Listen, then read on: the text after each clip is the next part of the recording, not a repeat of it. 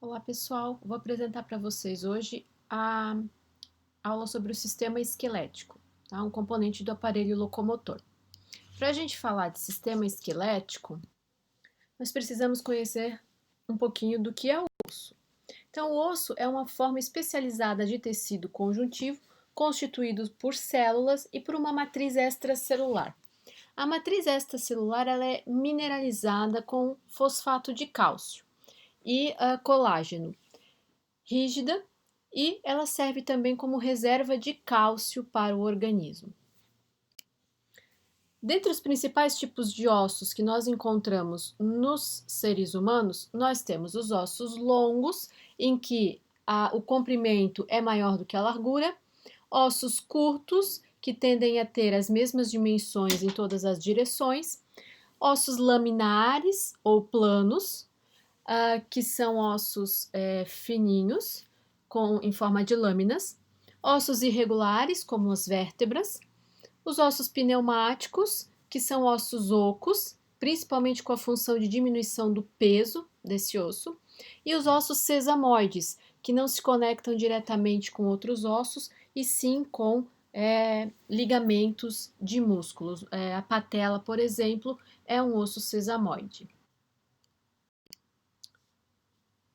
Todas as saliências, depressões, aberturas, superfícies articulares, tudo isso nós chamamos de acidentes ósseos. Então, os acidentes ósseos são todas as protuberâncias, tudo o que tem de alteração na superfície lisa de um osso.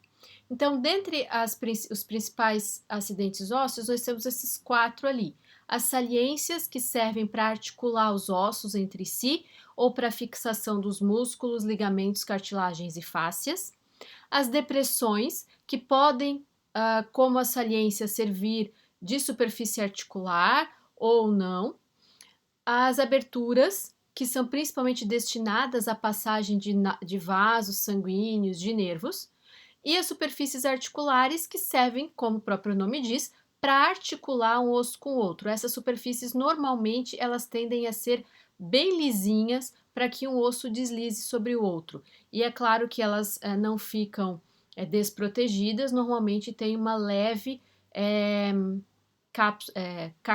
camada de cartilagem que reveste essas superfícies. O sistema esquelético humano, ele possui 214 ossos. Esses ossos, eles podem ter algumas características específicas. Quanto a um osso longo típico, ele apresenta alguns elementos estruturais, como a diáfise, as epífises, a metáfase e a cavidade medular. A diáfise é também chamada de corpo do osso, é a parte mais longa do osso. A epífise são as extremidades estendidas do osso, recobertas normalmente por cartilagem articular. Então, eu tenho a epífise proximal, que é a que fica mais próxima do ponto fixo no tronco, e a epífise distal, que fica mais distante no ponto fixo do tronco.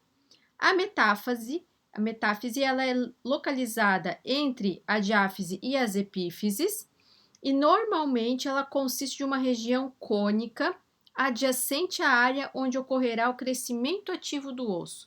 Então, aqui na imagem, nós temos a representação da região mais clarinha na porção principalmente distal do osso aqui embaixo, entre a epífise e a diáfise. Então, tem uma área mais clarinha, uma linha ali, que nós chamamos de metáfise. A cavidade medular, ela é oca, região oca, dentro da diáfise, dentro do corpo do osso. É a porção, então, central da diáfise. E ela contém células tronco para a produção de células sanguíneas, tanto eritrócitos como leucócitos. O esqueleto humano, ele é dividido em duas grandes porções. Ele é dividido em esqueleto axial e esqueleto apendicular. O esqueleto axial, ele é formado por ossos do crânio, coluna vertebral, costelas e o externo. E esses ossos, eles formam o eixo ou linha central do corpo. Na imagem, nós temos ali a delimitação do esqueleto axial pelo quadradinho vermelho. O esqueleto apendicular, ele é formado pelos ossos dos membros, e ele inclui o cíngulo do membro superior, que é o ombro, que conecta o esqueleto apendicular dos membros superiores ali, né, no esqueleto axial, e o cíngulo do membro inferior, que é composto pelos ossos que conectam os membros inferiores ao esqueleto axial, como no caso da pelve. Então, aqui a gente tem algumas funções para o sistema esquelético e também para os ossos. Para que serve, então, o sistema esquelético e os ossos? Serve de sustentação para o organismo, proteção dos tecidos e órgãos vitais, movimento, armazenamento de cálcio e fornecimento de células sanguíneas. Essas são as 5 principais funções do sistema esquelético e dos ossos.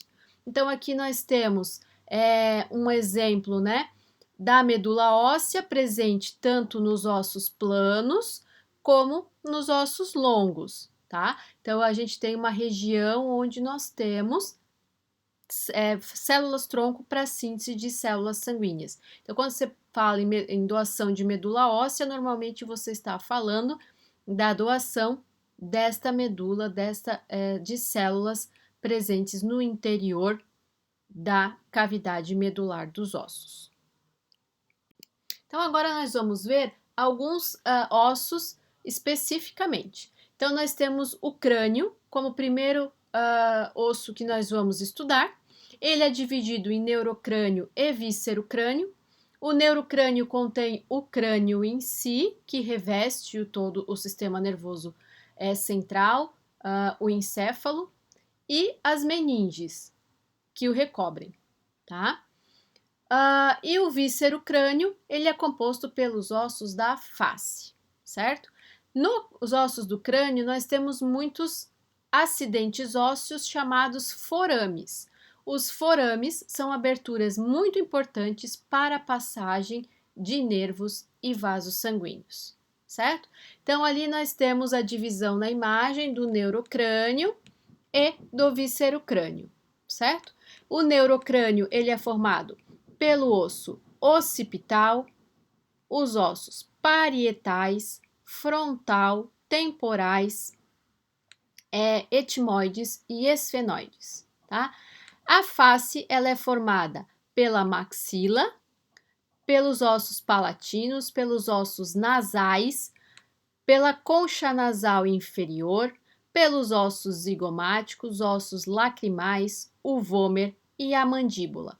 Então, nós temos 8 ossos no neurocrânio e 14 ossos na face. A coluna vertebral, ela é formada por vértebras, que são ossos irregulares, e ela é dividida em 5 regiões principais. A região cervical, em rosa, na imagem, a região torácica, em amarelo, a região lombar, em roxo, a região sacral e a região coxígea. Cada região é formada por algumas vértebras. A região cervical é formada por 7 vértebras cervicais, que são numeradas C1 a C7.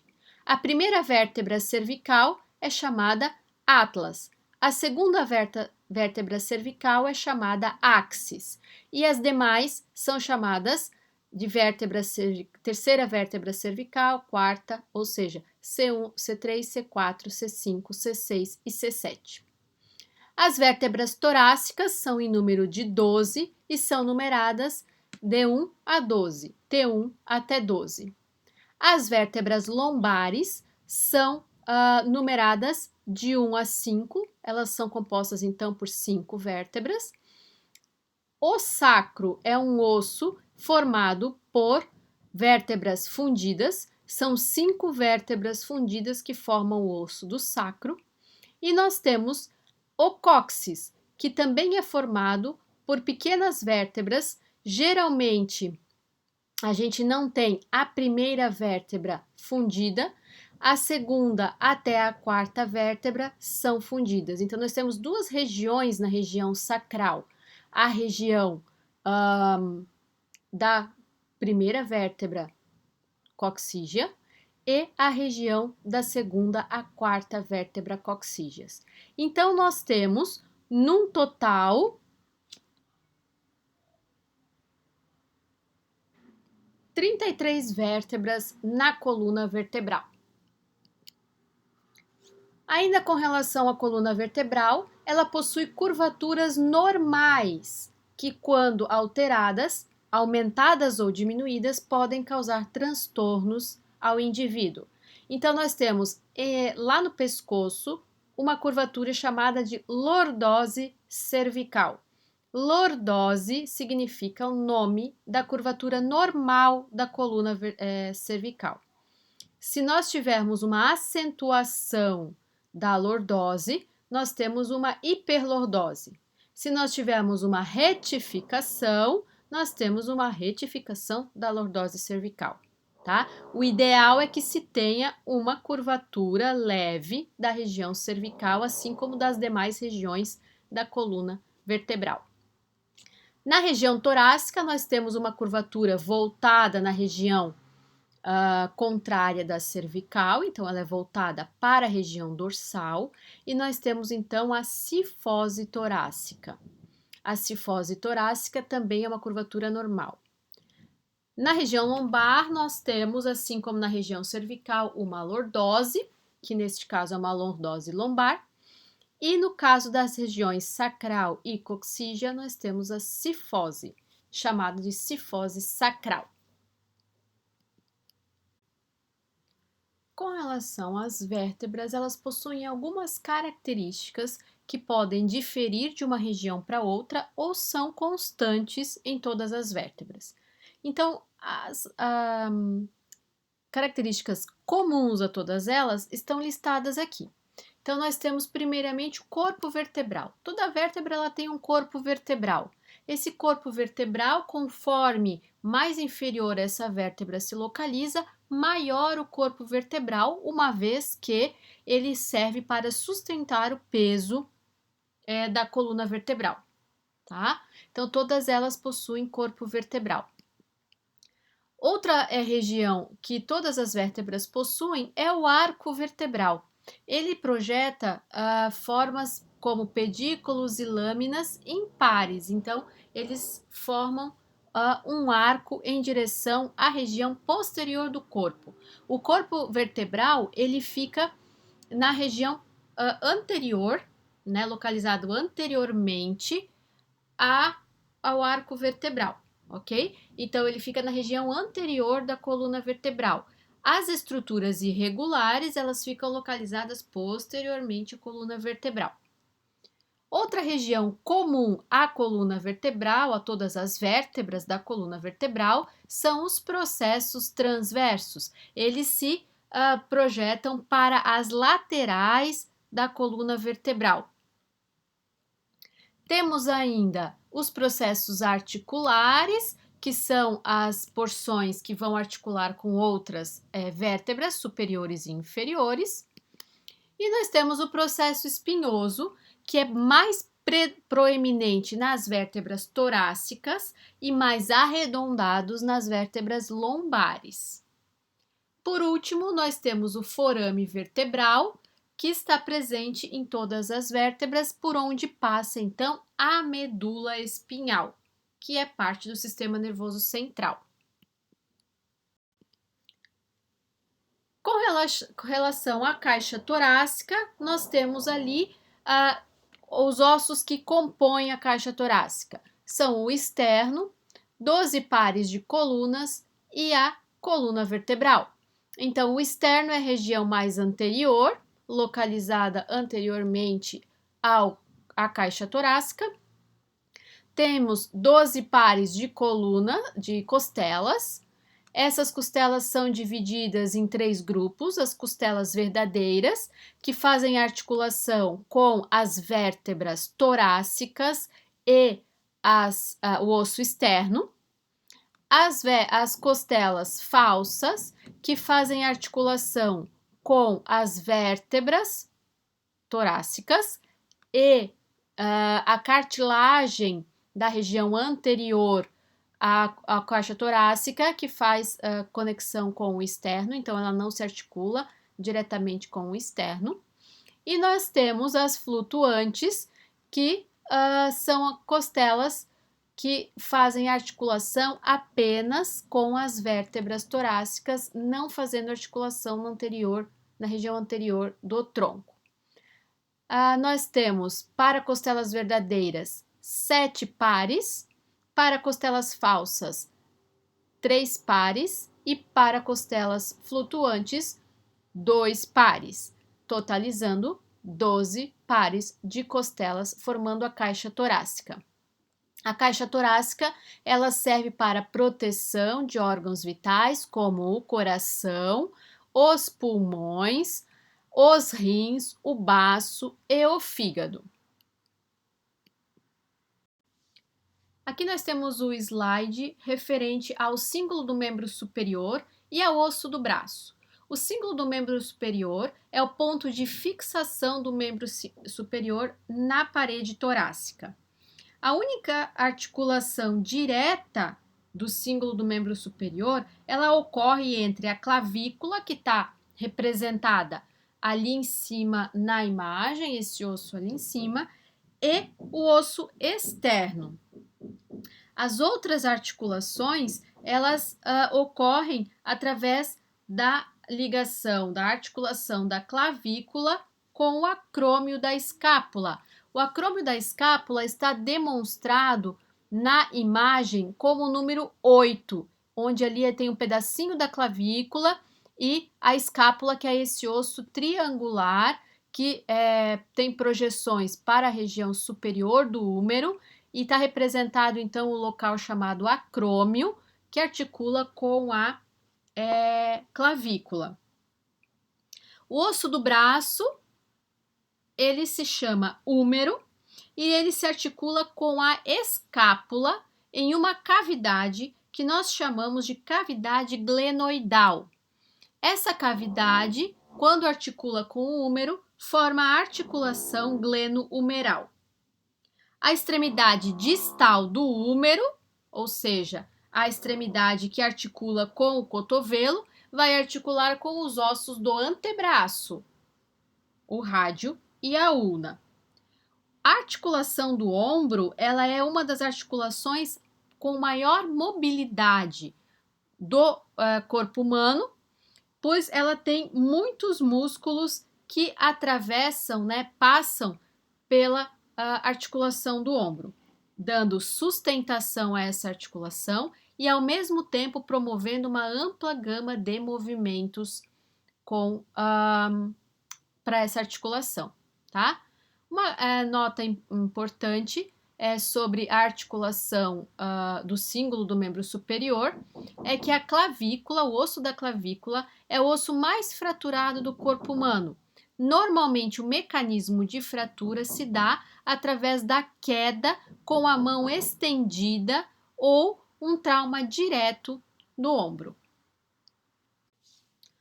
Bom, aqui nós temos um slide demonstrando o cotovelo e o antebraço, né? O cotovelo é a região conhecida como fossa cubital e ela articula, então, os ossos úmero do braço e o rádio e a ulna do antebraço.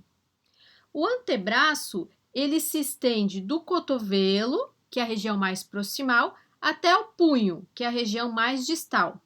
E é constituído, então, pelo rádio e pela ulna. O rádio fica localizado lateralmente, próximo, então, ao polegar, e a ulna é localizada medialmente.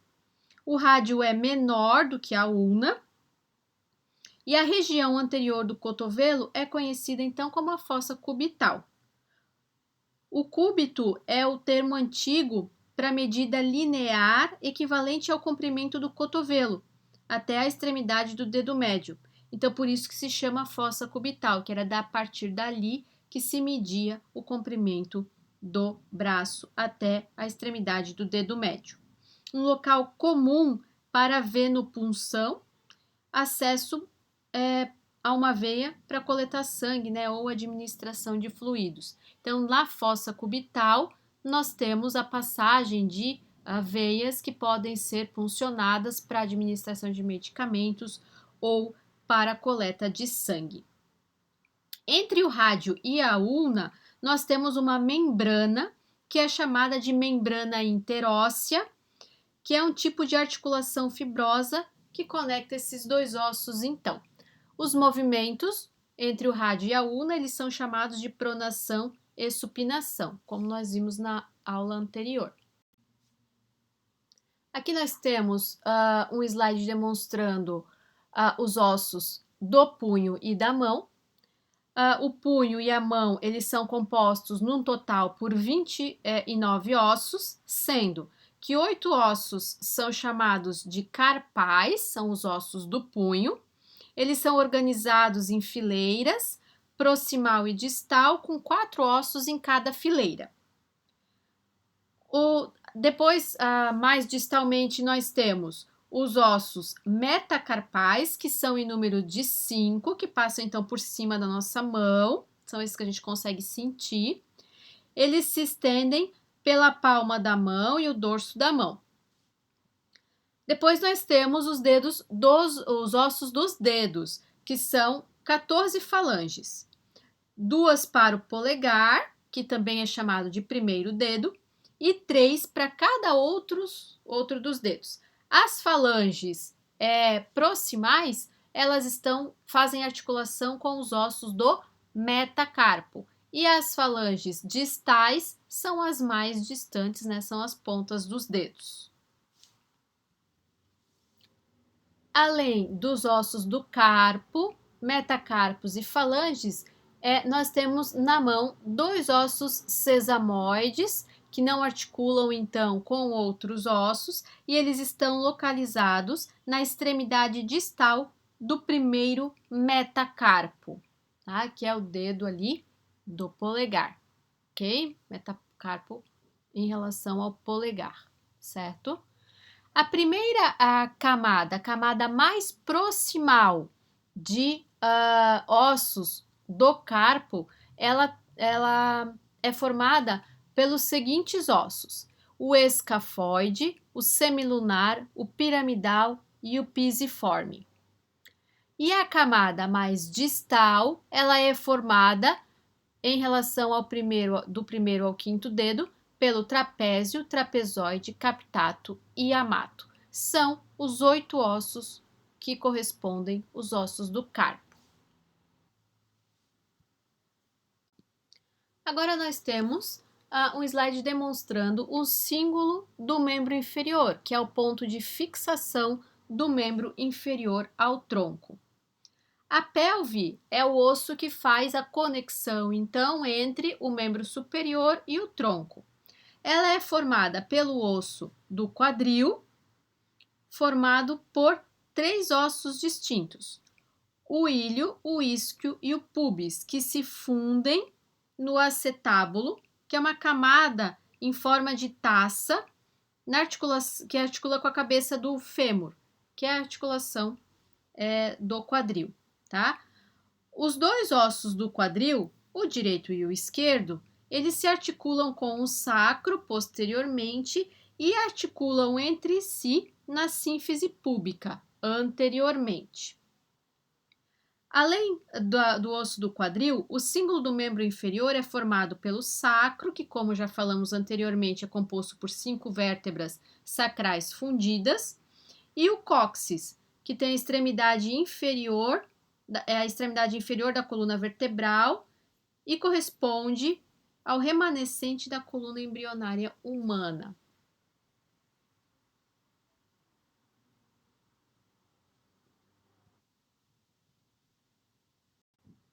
Seguindo a descrição dos ossos do esqueleto humano, nós temos os ossos da coxa e da perna, formados pelo fêmur, que é o osso da coxa, é o osso mais longo do corpo, e a tíbia e a fíbula, que são os ossos da perna. A tíbia localizada medialmente é maior do que a fíbula, e a fíbula localizada lateralmente. Como a tíbia ela é bem maior, bem mais forte e rígida do que a fíbula, a tíbia ela sustenta todo o peso do corpo, enquanto a fíbula não suporta peso. A articulação que conecta então o fêmur à tíbia é a articulação do joelho, que conecta a epífise distal do fêmur com a epífise proximal da tíbia. E tem ainda um osso sesamoide presente no joelho, que é a patela.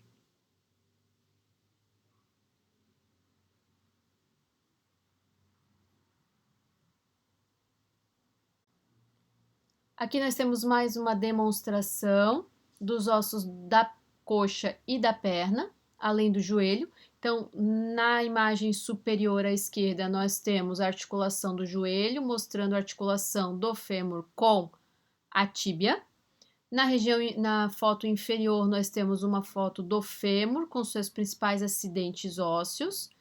E na foto maior, nós temos a demonstração da tíbia e da fíbula. A tíbia e a fíbula, assim como o rádio e a ulna no antebraço, eles articulam entre si através de uma membrana interóssea que passa entre os ossos. Nós vamos discutir melhor esse tipo de articulação na aula de articulações. Aí nós temos, para finalizar, os ossos do corpo, os ossos do tornozelo e do pé.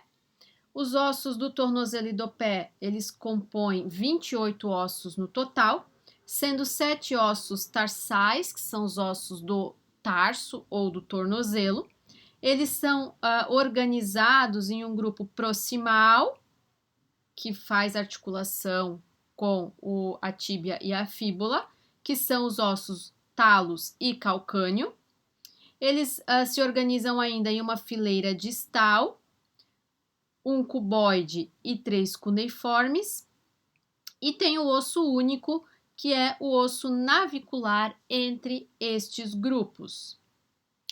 Temos ainda os metatarsos, que são em número de 5, que se estendem por toda a porção média da planta e do dorso do pé. E como nas mãos, temos as falanges, são 14 falanges, das quais 2 são para o hálux, que é o dedo maior, o primeiro dedo, mais medial, e 3 para cada um dos outros 4 dedos. Como na mão, nós temos 2 ossos sesamoides situados na face plantar da região distal do primeiro metatarso. Os ossos do pé, eles não estão dispostos em um plano único, no qual cada um estaria em contato com o solo. Eles formam um arco, então, chamado de arco plantar. Esse arco é longitudinal, ele é formado pela porção posterior do calcâneo e pelas cabeças dos 5 ossos metatarsos. Além disso, existe um outro arco, que é chamado de arco transverso no pé, e ele é formado pelo osso cuboide, cuneiformes e as bases dos metatarsos.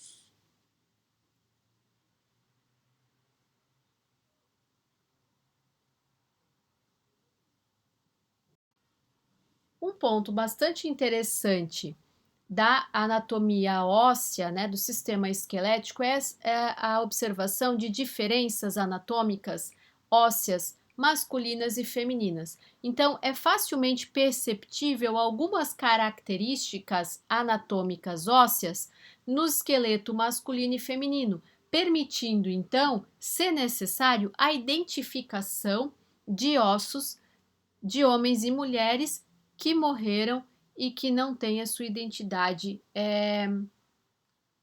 conhecida, principalmente também se precisar fazer perícia criminal. Então, algumas características importantes no crânio. Nós temos a órbita dos olhos, que nas mulheres ela é mais arredondada em comparação aos homens, que tem a órbita mais quadrada, mais retangular. Os ossos da glabela, que é a região anterior, né, e superior ao nariz.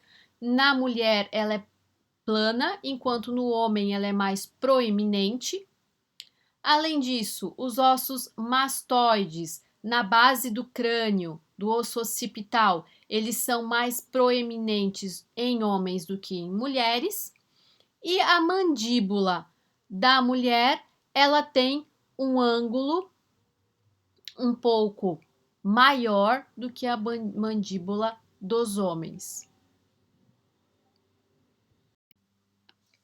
Aqui nós podemos observar algumas diferenças no contorno pélvico, no arco pélvico masculino e feminino, em que a pelve feminina apresenta cristas ilíacas mais largas e o arco pélvico mais amplo do que a pelve masculina.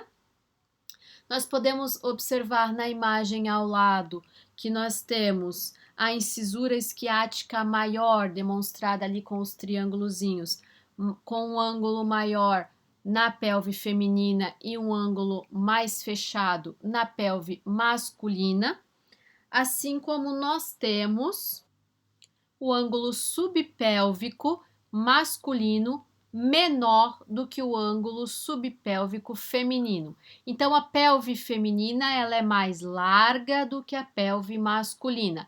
Isso tem muito a ver com a necessidade de alargamento e de sustentação também durante o período de gestação e o parto. Na região das imagens da direita, nós podemos ver as curvaturas sacrais e a angulação do sacro, a forma do sacro é diferente também em homens e mulheres. O sacro do homem ele é mais longitudinal, enquanto da mulher é mais alargado, e a curvatura sacral é mais proeminente nas mulheres e mais retilínea nos homens. Dessa maneira, nós vimos os principais ossos. Os acidentes ósseos nós estudaremos nas aulas práticas. Obrigada pela atenção.